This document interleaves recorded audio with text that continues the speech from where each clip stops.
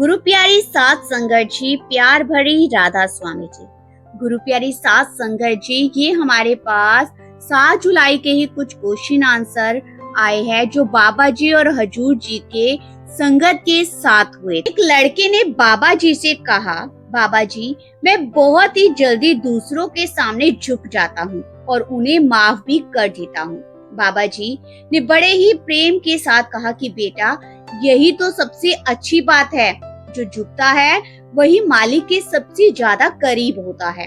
इससे तुम्हारे कर्म भी सुधर जाते हैं और माफ करने वाला तो सबसे बड़ा महान होता है। जिसे माफ कर दिया समझो उसका दिल बहुत ज्यादा साफ है। फिर इसके बाद एक लड़का बोला, बाबा जी मेरी अपनी ही बहन से मेरी बहुत लड़ाई होती है। बाबा जी ने मुस्कुरा कर कहा, बेटा यही तो प्यार की सबसे बड़ी निशानी है। जहाँ प्रेम होता है वहाँ तकरार भी होती है, इसे दिल से नहीं लगाना चाहिए। भाई बहनों की लड़ाई होना स्वाभाविक है। जब बड़े हो जाओगे और अलग हो जाओगे तो एक दूसरे को याद किया करोगे। इसके बाद एक और लड़का बाबा जी से पूछ बैठा, बाबा जी मुझे नामदान के लिए 2 साल से भी ज्यादा हो गए हैं, कैसे पता चले कि मैं आध्यात्मिक रूप से कहाँ पहुँचा हूँ? आप मुझे बता सकते हैं कि मैं कहाँ तक पहुँचा हूँ? तो बाबा जी ने बड़े ही प्यार के साथ समझाया कि बेटा भजन सिमरन करते रहो, रास्ता खुद ब खुद दिखेगा। हम अक्सर गिनती करने लगते हैं जबकि हमारा काम सिर्फ अभ्यास करना है, फल की चिंता नहीं करनी चाहिए। आगे एक लड़की ने बाबा जी से प्रश्न किया। लड़की बोली, बाबा जी मुझे बहुत ज्यादा गुस्सा आता है और मैं कई बार तो अपने माता पिता पर भी चिल्ला देती हूँ।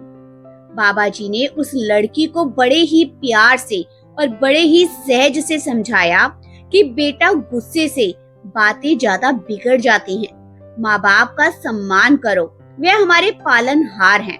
हमें उनका हमेशा आदर करना चाहिए क्योंकि हम उनके बच्चे हैं, न कि वे हमारे बच्चे। फिर एक लड़के ने आगे बाबा जी से कहा कि बाबा जी कुछ दिन पहले मेरे अपने पापा से काफी तीखी बहस हो गई थी और मैंने उन्हें बहुत ही कुछ कह दिया, जिस पर बाद में मुझे बहुत ज्यादा अफसोस भी हुआ। तो बाबा जी ने उस लड़के को बड़े ही गंभीरता से कहा, बेटा माँ बाप की अहमियत को समझो, उनका डांटना भी हमारे भले के लिए होता है। कल को जब तुम्हारे अपने बच्चे तुम्हारा साथ ऐसा व्यवहार करेंगे तब तुम्हें समझ आएगा, इसलिए अपने माँ बाप की हमेशा इज्जत करो। फिर आगे एक लड़की ने बाबा जी से प्रश्न किया। फिर लड़की ने बाबा जी से कहा कि बाबा जी मुझे अक्सर बहुत उदासी महसूस होती रहती है, ऐसा लगता है कि जैसे मेरे अंदर की ऊर्जा ही खत्म हो गई है, मैं बहुत ज्यादा लो फील करती हूँ। बाबा जी ने उसे हल्के फुल्के मजाकिया अंदाज में जवाब दिया कि बेटा जरा खुद को लिफ्ट अप किया करो, इससे हिम्मत भी बनी रहेगी। और संगत जी बाबा जी की इस बात पर खूब हंसी। फिर इसके बाद एक लड़की ने बाबा जी से कहा कि बाबा जी मैंने शब्द ऑडिशन में भाग लिया था लेकिन सिलेक्शन नहीं हुआ, मुझे लगता है आप और हजूर जी मुझसे नाराज हैं। बाबा जी ने बड़े ही मुस्कुराते हुए प्यार से जवाब दिया कि बेटा क्या कभी कोई बाप अपनी बेटियों से नाराज होता है? मेरी बेटियां तो बहुत प्यारी है, मुझे मान है अपनी बेटियों पर। फिर बोले, ये लड़के तो बस शरारती होते हैं, मुंडे गलीदे गुंडे होते हैं। इस बात पर सारी की सारी संगत ठाकुर में झूम उठी। फिर उसी लड़की ने ही बाबा जी को एक शब्द भी सुनाया, बहुत जन्म के बिछड़े माधव, और उस शब्द ने पूरी संगत को भाव विभोर कर दिया। इसके बाद एक लड़के ने सवाल किया, बाबा जी मेरी शादी तय हो गई है, क्या ये फैसला मेरे लिए सही है? क्या ये परफेक्ट डिसीजन है? बाबा जी ने बहुत ही सहजता से समझाया कि बेटा इस दुनिया में कोई भी बिल्कुल परफेक्ट नहीं होता। अगर सब कुछ परफेक्ट होता तो हम यहाँ जन्म जन्मांतर तक भटकते नहीं रहते। हम सभी को खुद में झांकना चाहिए, लेकिन अक्सर लोग दूसरों की गलतियां ढूंढते रहते हैं। सभी में कमियां, लेकिन हम अपनी खुद की कमी को देखने की बजाय दूसरों की कमी देखते हैं। आगे वही लड़का बोला, बाबा जी मैं आपको कुछ सुनाना चाहता हूँ। तो बाबा जी ने मुस्कुरा कर बोला, बेटा जो सुनाना है वे उस लड़की को सुनाना जिसके साथ तेरी शादी तय हुई है, मैं सुनकर क्या करूँगा। इस पर फिर पूरी संगत ठाकों से खिल उठी और पूरा का पूरा माहौल बहुत ही आनंद में हो गया।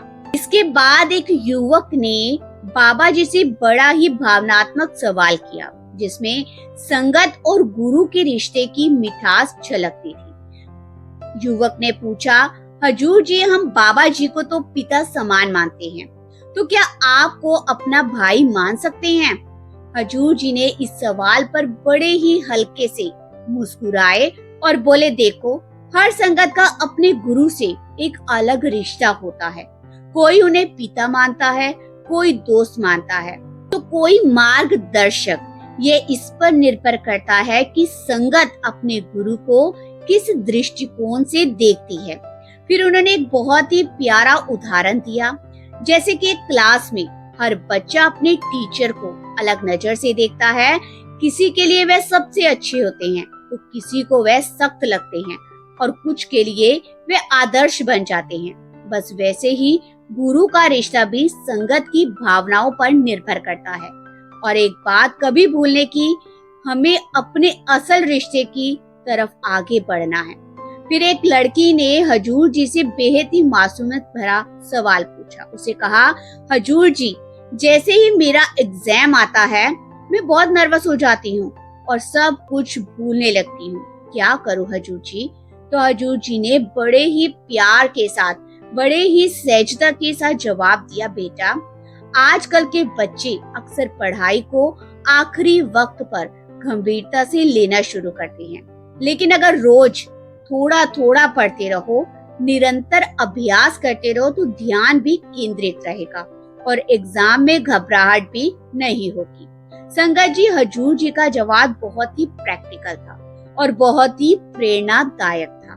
इसके बाद एक भाई ने हाथ जोड़कर कहा, हजूर जी आपको मिलना और बाबा जी को मिलना बड़ा ही सौभाग्य है।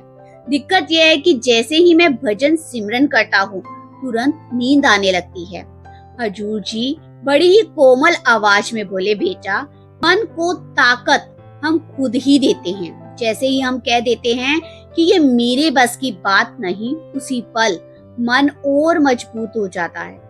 हजूर जी आगे बोले, देखो रिश्ते निभाने के लिए हम कितनी कुर्बानी देते हैं, काम काज के लिए कितनी मेहनत करते हैं, बच्चों की परवरिश के लिए कितना कुछ सह लेते हैं। फिर आगे हजूर जी ने समझाया कि भजन सिमरन में भी थोड़ा दर्द सहना सीखो, चुपचाप बैठना सीखो। अगर हम इसे हल्का काम समझेंगे तो रास्ता कभी नहीं बनेगा। मेहनत करनी पड़ेगी, पीड़ा झेलनी पड़ेगी। हजूर जी ने आगे बताया कि दुनियावी चीजों में सुख मिलेगा, पर बेटा सुख किसी भी सांसारिक वस्तु में नहीं है। सच्चा अवसर तो हमें परमार्थ में मिलता है। इसलिए मालिक का शुक्र करो और अपने हिस्से की मेहनत करते रहो। आगे एक युवक ने पूछा, हजूर जी सत्संग में तो अच्छी अच्छी बातें समझाई जाती हैं, सत्संग करने वाले भी बड़ी सुंदर सुंदर बातें बताते हैं, लेकिन घर जाकर वही बातें वे खुद नहीं निभाते, ऐसा क्यों होता है? तो हजूर जी ने बड़ी ही गहराई से जवाब दिया, बेटा चारों तरफ नजर दौड़ाओ, यहाँ कोई भी पूर्ण नहीं है। जो भी सत्संग से जुड़ता है वे अपनी किसी कमजोरी या किसी ताकत के साथ जुड़ता है। कई बार निजी जीवन की परिस्थितियां इंसान पर असर डाल देती हैं। इंसान घर वालों से भी कभी कभी गुस्से में बात कर बैठता है। अगर वही बाहर करेगा तो लोग उसके ऊपर चढ़ बैठेंगे। हजूर जी ने आगे समझाया, हमारा काम किसी की कमी निकालना नहीं है। जब हम सेवा में जाते हैं हमें ये देखना चाहिए कि हम किससे क्या सीख सकते हैं। अगर कोई अच्छा कर रहा है तो अच्छा सीखो, अगर कोई गलती कर रहा है तो उससे ये सीखो कि हमें ऐसी गलती खुद नहीं करनी। जिंदगी में उलझने तो हर किसी के हिस्से में आती है, कभी ना कभी गुस्सा भी सभी को आ ही जाता है। हजूर जी ने आगे समझाया, बस इतना तय कर लो कि तुम्हें गलती नहीं दोहरानी। दृढ़ निश्चय कर लोगे तो बहुत कुछ बदल जाएगा। तभी एक बहन ने मुस्कुराते हुए कहा, मैं अपनी सास से बहुत प्यार करती हूँ, लेकिन अगर कभी गलती हो जाए तो वह कहती है देख, रब सब देख रहा है, अगर मैं गलत हुई तो वही मुझे सजा देगा। फिर वह बोली, हजूर जी, मेरे पति भी अपनी माँ का ही पक्ष लेते हैं, मेरा सिर्फ 25% हक लेते हैं। उन्हें कहिए कि कभी कभी मेरी तरफदारी भी कर लिया करें। यह सुनते ही पूरा का पूरा पंडाल जोर जोर से हंसने लगा। हजूर जी ने भी बड़े ही प्रेम से समझाया कि रिश्तों में हल्की फुल्की नोक झोंक तो होती रहती है, इन्हें दिल पर नहीं लेना चाहिए। सबसे जरूरी है कि हमारी नीयत एक दूसरे के लिए साफ और अच्छी हो। वे बहन फिर बोले, हजूर जी, मेरे पति तो मेरी सुनते ही नहीं। तो हजूर जी मुस्कुराकर बोले, ये तो पति की ही कमजोरी है, फिर तुम्हें उन्हें पहले ही बता दिया करो, अब इसमें हम क्या कर सकते हैं। आजकल के पति तो वैसे भी काफी यूजलेस हो गए हैं। इतना सुनते ही भाइयों की तरफ से हंसी का जबरदस्त शोर उठा। इसी बात को बाबा जी ने भी आगे बताया कि आज के समय में यानी आने वाले समय में तो लड़कियां ही राज करेंगी और लड़के आजकल तो ज्यादातर शरारती बनते जा रहे हैं। यह सुनकर संगत में फिर हंसी की लहर दौड़ गई और पूरा का पूरा माहौल आनंदमय हो गया। फिर एक भाई ने सवाल किया कि हजूर जी, इंसान का असली अस्तित्व क्या है। हजूर जी ने बड़े ही गहराई से उत्तर दिया, देखो बेटा, मनुष्य जन्म में हम बहुत कुछ हासिल कर सकते हैं, वे सब जो निचली योनि में भी संभव नहीं। इस जीवन में मेहनत करके हम किसी भी क्षेत्र में आगे बढ़ सकते हैं। हजूर जी ने अलग अलग क्षेत्रों के उदाहरण देते हुए बताया कि मेहनत से इंसान चाहे जहां पहुंच सकता है। फिर आगे भी समझाया कि देखो, हमारा शरीर तो बस एक साधन है, हमारा असली वजूद हमारा शरीर नहीं है, हमारी आत्मा है। जैसे गाड़ी का अस्तित्व उसके इंजन से है, इंजन निकाल दोगे तो सिर्फ एक लोहे का डिब्बा रह जाती है, उसी तरह ही शरीर आत्मा के बिना कुछ नहीं है।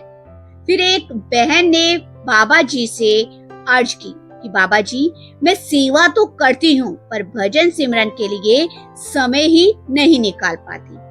बाबा जी ने बड़े ही प्यार से और बड़े ही सहजता से पूछा कि ऐसा क्या कर लेती हो कि समय ही नहीं मिल पाता।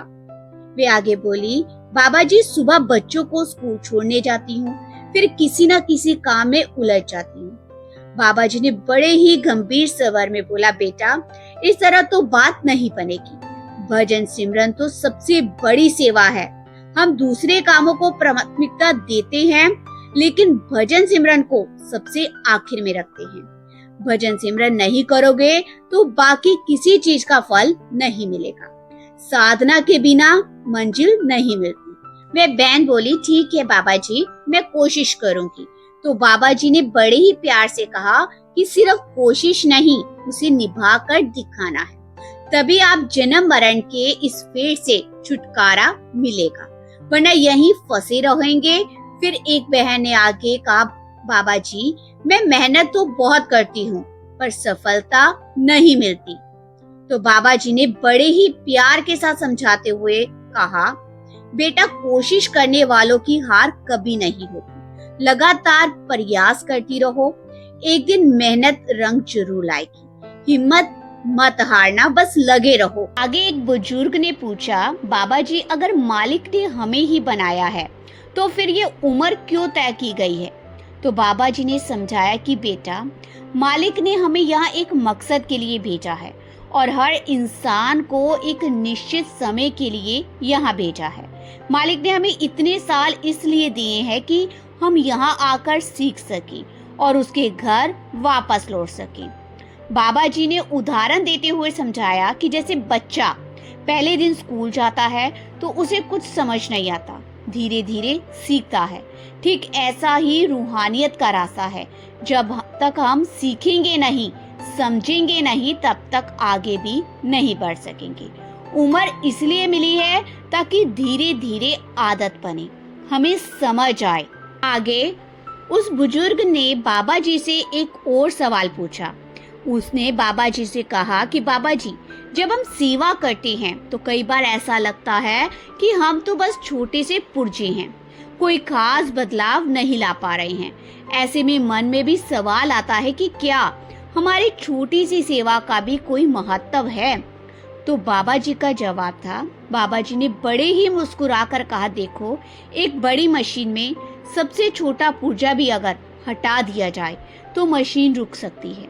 मालिक के काम में भी हर सेवा, चाहे वे छोटी हो या बड़ी हो, उसी मशीन का हिस्सा है। हम अक्सर सोचते हैं कि केवल बड़ी सेवा, बड़े पद ही मायने रखते हैं, लेकिन मालिक की नजर में सेवा का आकार नहीं, उसका भाव मायने रखता है। अगर तुमने किसी थके हुए सेवादार को एक गिलास पानी पिला दिया और वह भाव से किया, तो मालिक के लिए वे सेवा उतने ही मूल्यवान है जितनी किसी बड़ी इमारत का निर्माण करना।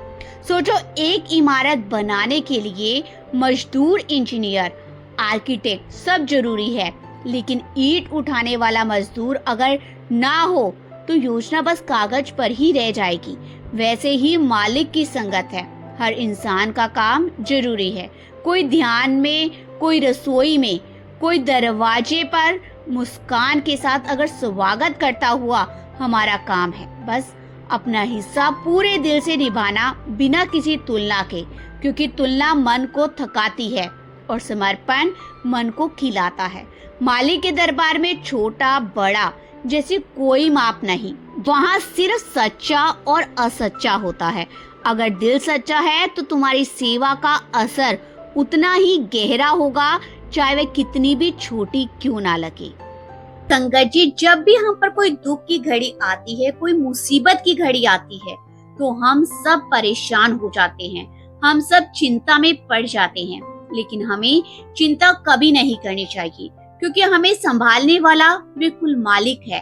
हमारे सतगुरु, हमारे बाबा जी हर पल हमारे साथ हैं, और सतगुरु की शरण में जाने वाले और नामदान लेने वाले जीव की पूरी जिम्मेदारी सतगुरु उठा लेते हैं। हम में से जिनको भी नामदान मिल गया है, बहुत ही भाग्य वाले हैं, क्योंकि पूरा गुरु मिलना बहुत ही मुश्किल से होता है। अब जब हमें नाम मिल गया है, तो एक तरह से हमने संत मत और रूहानियत में अपना दाखिला करवा लिया है। अब उसे निभाने की जिम्मेदारी हमारी है। सतगुरु ने नामदान की बख्श हम पर कर दी है। अब भजन सिमरन पर बैठकर नाम की कमाई हमें ही करनी पड़ेगी। जैसे कि फरमाया गया है, नामदान केवल रूहानियत में एक दाखिला है। अगर हम भजन सिमरन करेंगे तो हमारा पार उतारा हो जाएगा, जन्म मरण से छुटकारा मिल जाएगा। लेकिन अगर नामदान के बाद भजन सिमरन ना किया तो हम मोह माया में इन्हीं झमेले में फंस कर रह जाएंगे और बार बार जीवन में आना जाना पड़ेगा। और बाबा जी ने भी फरमाया कि हम दुख की घड़ी में तो मालिक को याद करते हैं, लेकिन सुख की घड़ी में उसकी याद ही नहीं आती। संगत जी, ऐसे ही बाबा फरीद जी हुआ करते थे, जो कि बहुत ही नाम की कमाई करने वाले। भजन सिमरन ही उनके जीवन का हिस्सा था। जब सब लोग भजन सिमरन के समय कुल मालिक से फरियाद में सुख ही मांगते थे, हमें सुख देना और मुसीबतें से बचाए रखना, तब बाबा फरीद जी हमेशा यही फरियाद करते थे कि हे कुल मालिक, मुझे दुख ही देना। तो बाकी संगत बाबा फरीद जी से हैरान होकर पूछा करती कि ये आप क्या कह रहे हैं? हम सभी मालिक के आगे सुख की फरियाद कर रहे हैं और आप अपने लिए दुख मांग रहे हैं, ये क्या बात हुई? इस बात पर बाबा फरीद जी मुस्कुराए और बोले, अगर मुझे सुख ही सुख मिलेगा तो मुझे उस कुल मालिक की याद कैसे आएगी? मैं तो फिर इस दुनिया में सुख और मोहमाया में खो जाऊंगा, और जो खो जाता है उसी मालिक की याद ही कहाँ आती है। आप देख ही सकते हैं कि जो राजा है, जो महाराजा होते हैं, वे नाच गाने शराब में खोए रहते हैं, उनको कुल मालिक की कभी याद नहीं आती, क्योंकि वो मोह माया की नींद में ऐसे सोए हुए होते हैं कि उनको जगा पाना मुश्किल है। अगर गुरु की कृपा हो तो इसे निकला जा सकता है, इसे बचा जा सकता है।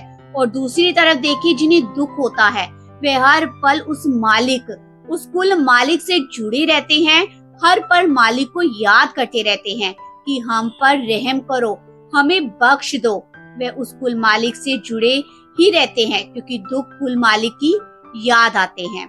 और अगर दुख नहीं होता तो मालिक की याद भी नहीं आएगी। अब दुख है तो हम हर पल उस कुल मालिक से फरियाद करते रहेंगे।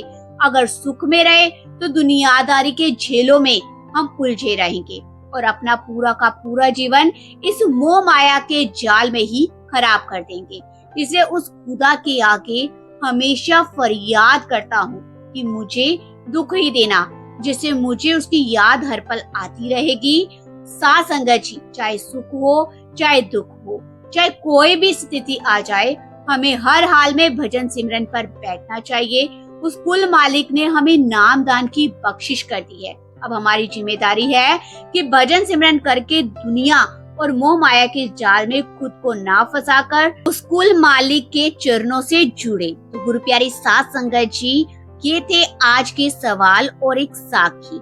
गुरु प्यारी साथ संगत जी, आप सभी से विनती है कि आप हमारे इस चैनल को सब्सक्राइब जरूर कीजिएगा और बेल आइकन बटन पर ऑल पर क्लिक कीजिएगा, ताकि हमारी जब भी कोई नई वीडियो आए तो सबसे पहले आपको उसका नोटिफिकेशन मिल जाए। गुरु प्यारी साथ संगत जी, कमेंट में राधा स्वामी अवश्य लिखिएगा। प्यार से, राधा स्वामी जी।